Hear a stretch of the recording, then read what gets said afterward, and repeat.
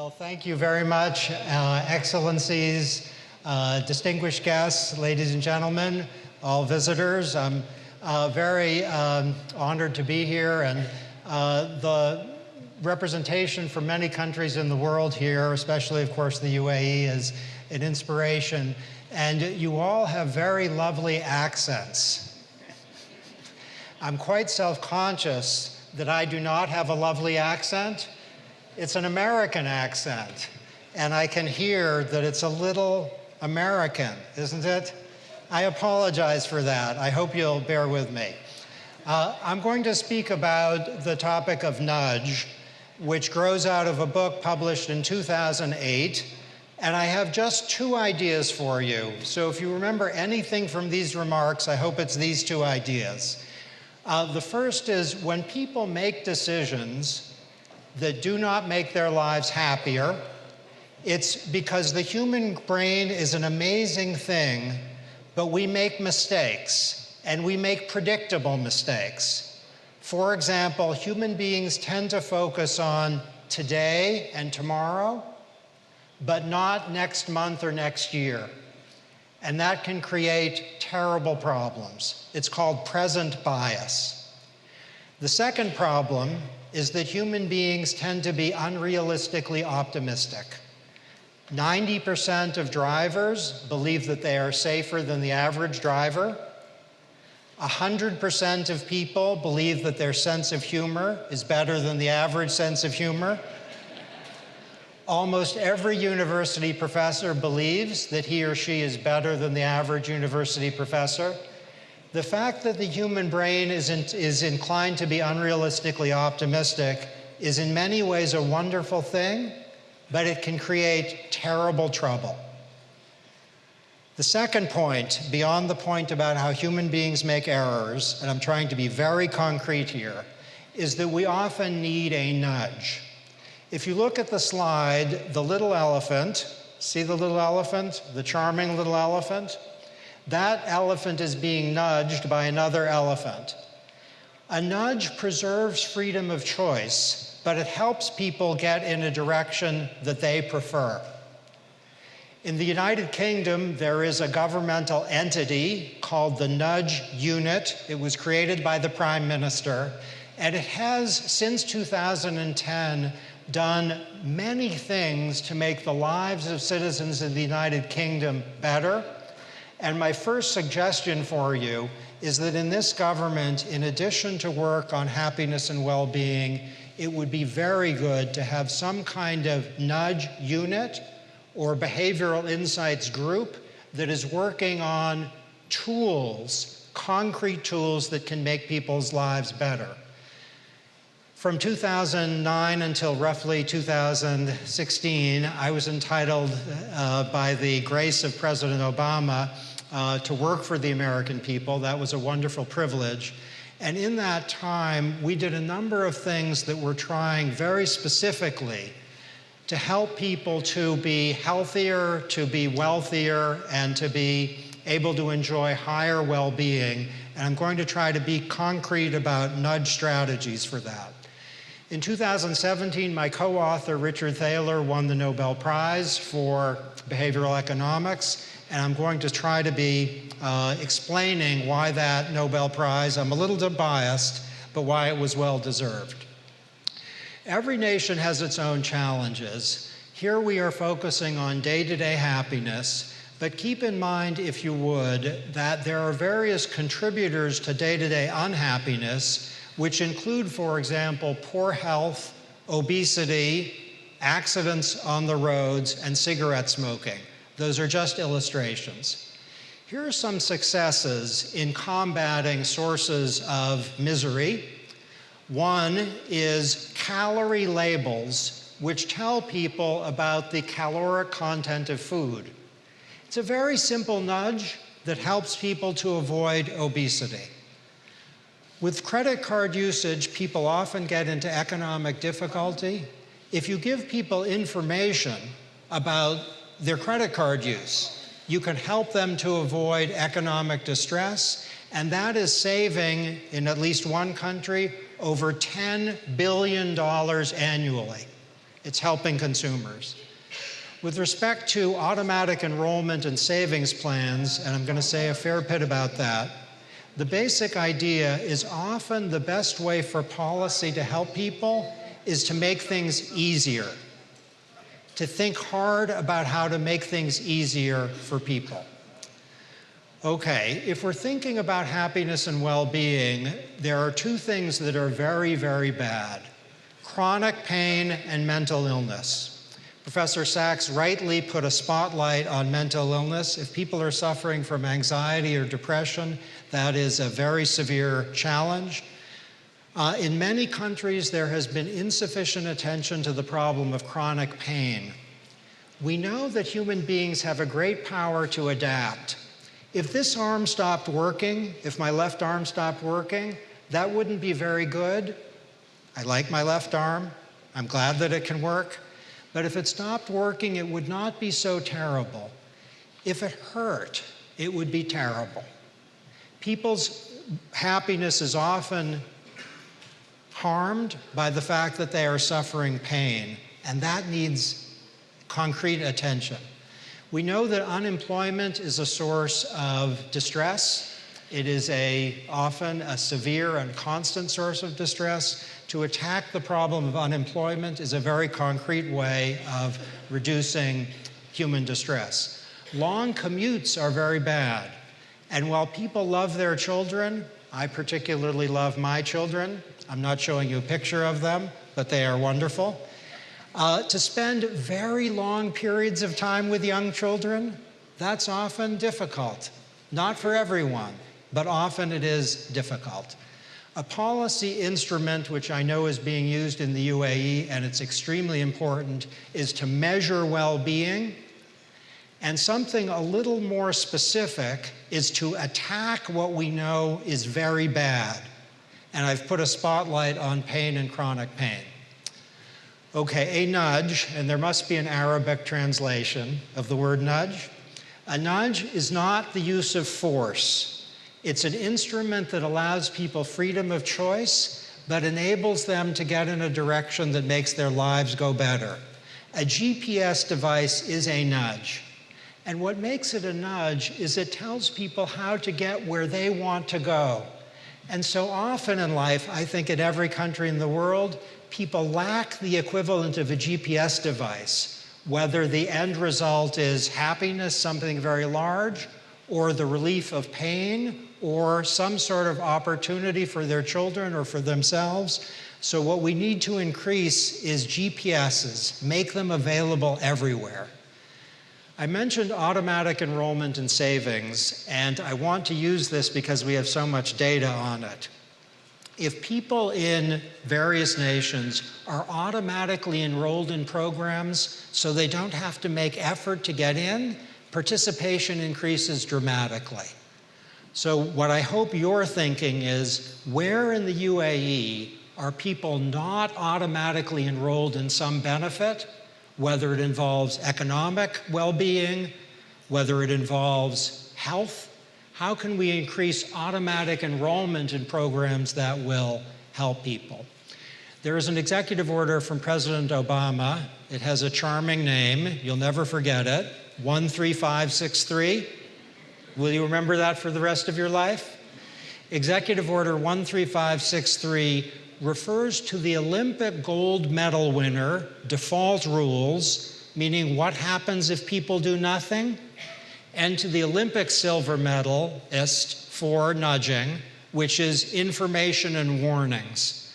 So notice that a default rule preserves freedom of choice. If people don't want to be in a program, they don't have to be. And information and warnings and reminders, people can say, I hear you, but I'm going to go in my preferred direction. An executive order with a slightly better name, 13707, is that better? Has as its topic behavioral science, and I'm going to try to explain what that means. And basically, President Obama says to the entire federal government, behavioral science tells you some things about human behavior. Use that information. Okay, this is material from Germany, and it's in the nature of a bulletin, breaking news. The idea in Germany is that if you put households automatically in green energy, which is good for the environment, it's a little more expensive, and ask them whether they want to opt out, the participation rate is very high, 70%. If you ask people in Germany whether they want to opt into green energy, the participation rate is very low, less than 7%. There's a lesson there of whether government policies are automatically enrolling people in some service or asking them to apply. The difference is very dramatic. And there's recent work that suggests that people all over the world, whether they are lawyers or doctors or in business, they do not know the power of the default rule, where the default rule determines what happens if people do nothing. So what we're speaking here about a nudge is an intervention that affects behavior without punishment, fines, or subsidies. And I'll just inform you that there's very recent work suggesting that in many domains, nudges are much more effective than more aggressive instruments like subsidies. They have more impact, and they don't cost very much. If you give people information, if you warn them, if you remind them, if you simplify a program, you can often have a far greater impact by making it easy than you could by saying, we're going to change the economic incentive or we're going to force you to do something. Behavioral insights teams have grown up now in many nations, and my hope is that they will start to come here. Okay, I was at the University of Chicago for a long time, and we had a poem. I'm going to tell you the poem. It's not a religious prayer, but it's a kind of University of Chicago prayer, if you'll forgive. And here it is. Human beings are rational. Are you feeling spiritual now? They calculate probabilities and maximize expected value. Do you hear spiritual music as you hear those words? Not so much, nor do I. They respond to incentives. That's what we said every morning. The problem is, it's not true. Here are the behavioral objections. As I noted, human beings are unrealistically optimistic. If the question involves health or finances or smoking or driving, they often make mistakes. If the question is now or later, guess which box human beings check? Now. And this is in the human brain. If people think about themselves in 2019, they often are thinking of someone who is, in terms of their brain, a stranger. If you think of yourself tomorrow, it's you. If you think of yourself in a year, it's a stranger. And that can create problems. This is a psychology experiment that involves the selective nature of human attention. And the basic showing is in a little video in which a gorilla appears on the screen.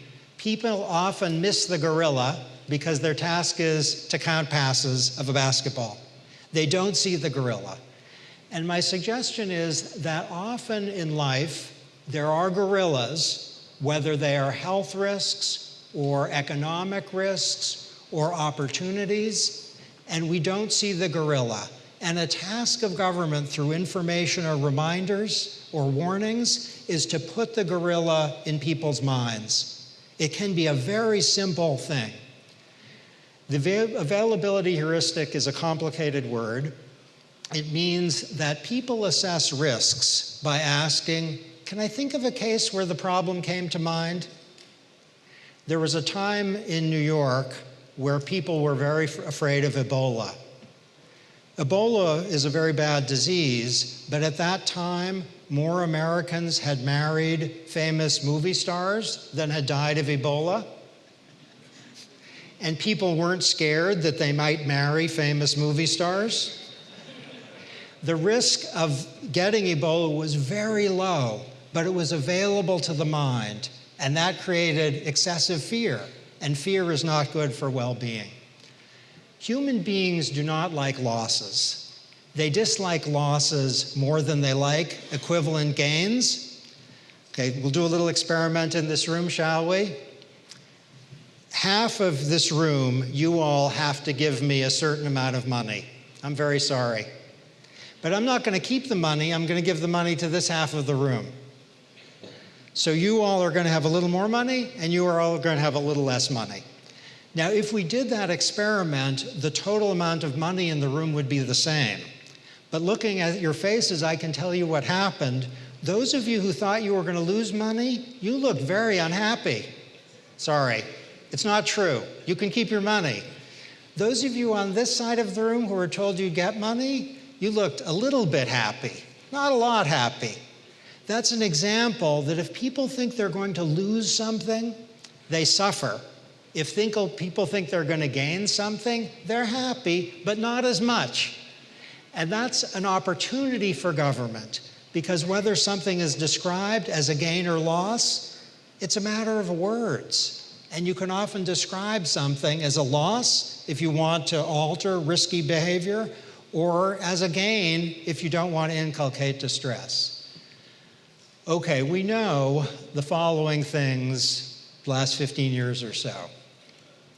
Incentives may not matter much.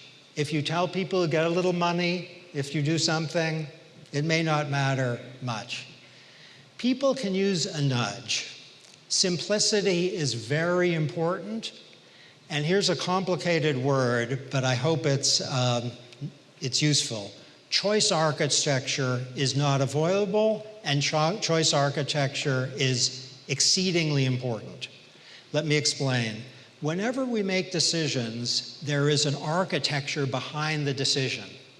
If you go on a website for something, there's an architecture. What's listed first and in large print will matter. If you're filling out a form for benefits, there's architecture. If you go to a cafeteria line, it will have an architecture, and if the foods that you see first are healthy, people are more likely to get it than if the foods they see first are unhealthy. In my wonderful hotel room where I arrived last night, there were delicious chocolates, and notice the word I used, there were delicious chocolates. I'm afraid I ate them all. Not only were they wonderful, but they were very visible. And that's a lesson about how visibility and accessibility often greatly matter, and what's available and what's accessible comes from human choices, which private and public institutions make. Here's a program in the United States, and there are programs like this all over the world. It gives poor children free school meals.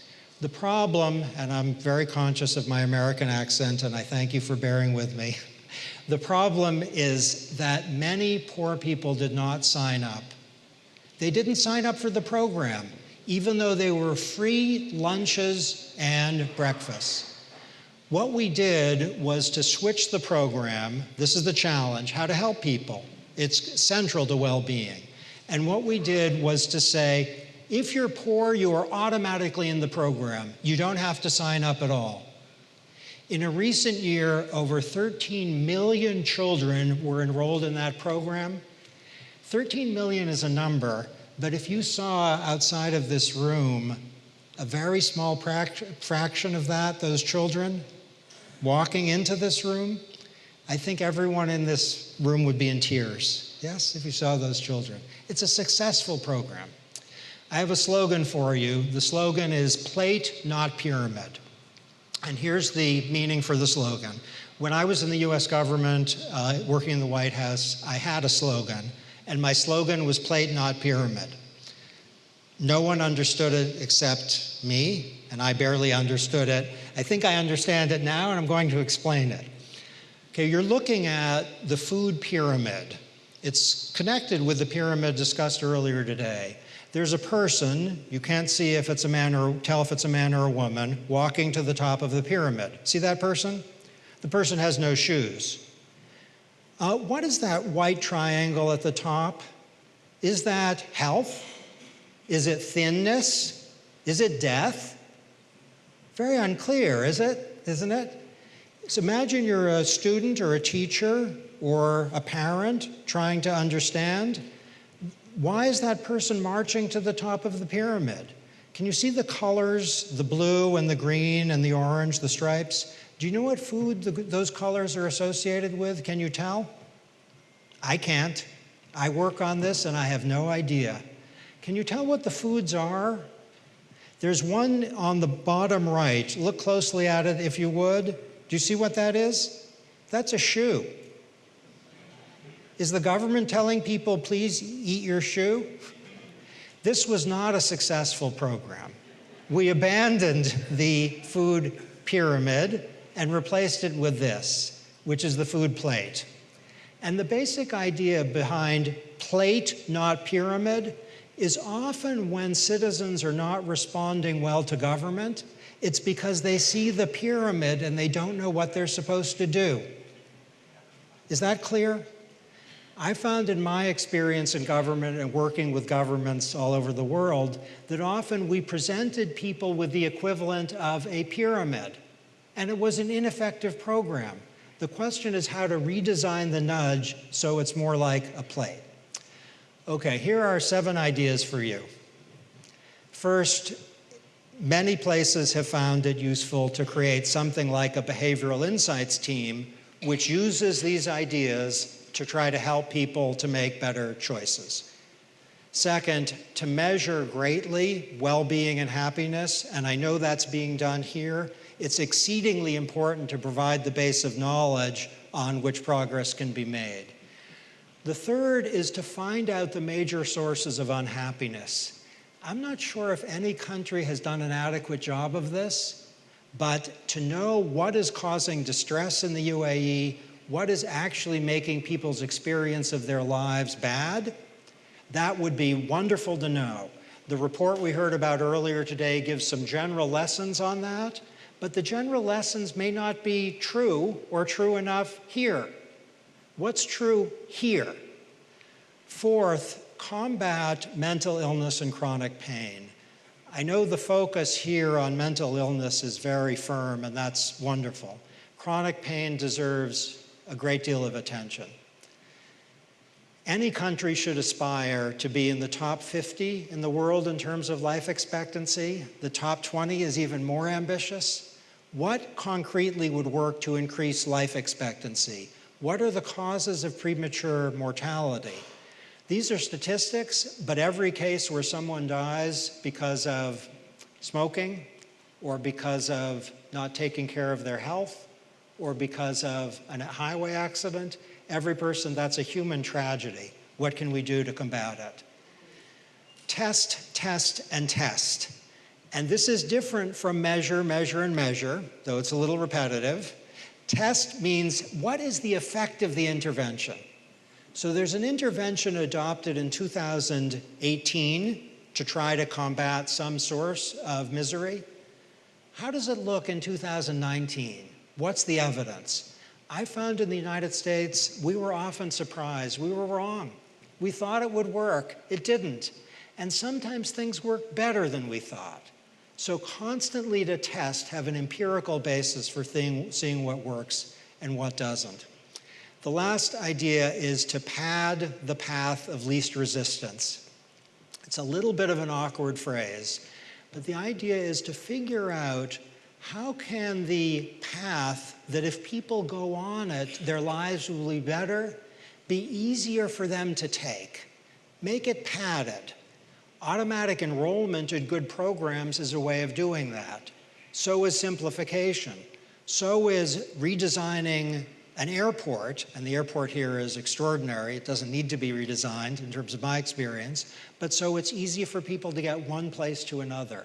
How are people who are suffering going to find routes by which their suffering can be relieved? Okay, here are 3 programs, and if there's any slide that you remember, I hope it's this one. If there's any slogan, it's plate, not pyramid. Here's the slide. Automatic enrollment in retirement plans, and this is about automatic enrollment in general, is much more effective than big tax incentives. Make it automatic. Simplification of forms for people to get education in my country has had the same impact as a serious increase in the economic benefit that people get when going to college. Simplification is often extremely important. Telling people that their energy use compares unfavorably to that of their neighbors decreases energy use. To inform people who are struggling in some way or not doing what they're supposed to do, what the relevant social norm is and how they're deviating from it, that can have a massive impact. My final words are from the greatest English language poet of the 20th century, William Butler Yeats, who said, "Do not wait to strike till the iron is hot. Make it hot by striking." Now that's a nudge. Thank you.